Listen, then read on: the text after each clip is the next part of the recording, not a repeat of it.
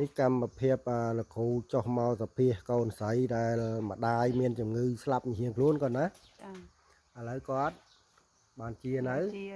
ជាដាច់នៅនិយាយលះតិចបាទនៅភូមិអីភូមិបឹងចាញឃុំព្រឹងរីស្រុកបញ្ជ្រីខេត្តព្រៃវែងគាត់ឈ្មោះអីឈ្មោះជុនអ៊ីងប្តីគាត់ឈ្មោះអុកអូននឹងពិតប្រកបណាបានណាជាពិតប្រកបណាលែងវែងលែងអីភ័យអារម្មណ៍ណាបានណាលែងភ័យលែងអី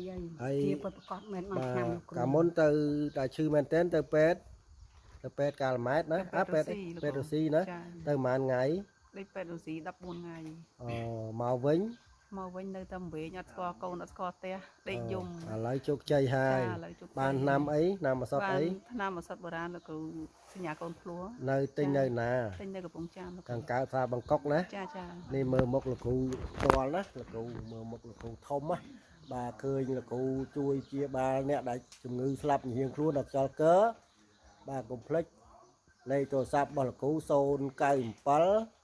29 29 229និង097ណាទូរស័ព្ទហ្នឹងណាទៅមកទូរស័ព្ទអីណាអញ្ចឹងឥឡូវមកជាហើយជាដាច់ហ្នឹងមកណាចាជាដាច់ហើយលែងវិញណាមើលខ្ញុំដាក់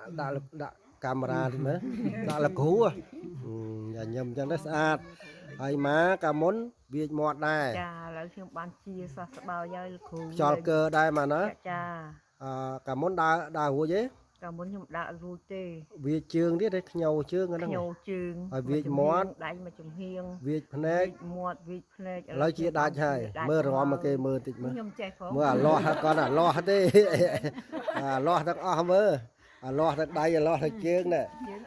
បាទទាំងអស់ហើយដើរបានកាលមុនឮថាអត់ហ៊ានទៅវាលហ៎ចាមកអត់ហ៊ានទៅវាលទេណាឥឡូវមើលចៅបានណាធ្វើការនៅក្នុងផ្ទះបាននៅមើលចៅធ្វើស្រែតែឯងធ្វើស្រូវបានទៀតណាធ្វើស្រូវបានបាទដឹងជា100%ណាជា100%ច្បាស់លាស់ហើយណាណាបានណាចាបាទហើយឈ្មោះយាយអ៊ីងប្តីតអូនបាទហើយមកខ្ញុំឈ្មោះអេយាយអេប្តីតាយឿននៅភូមិពាំងបឹងចាញ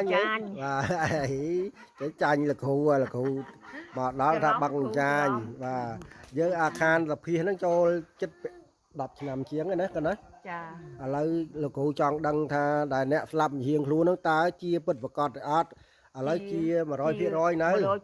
គ្រូច្បាស់លាស់ហ្នឹងមកណាចាច្បាស់លាស់បាទ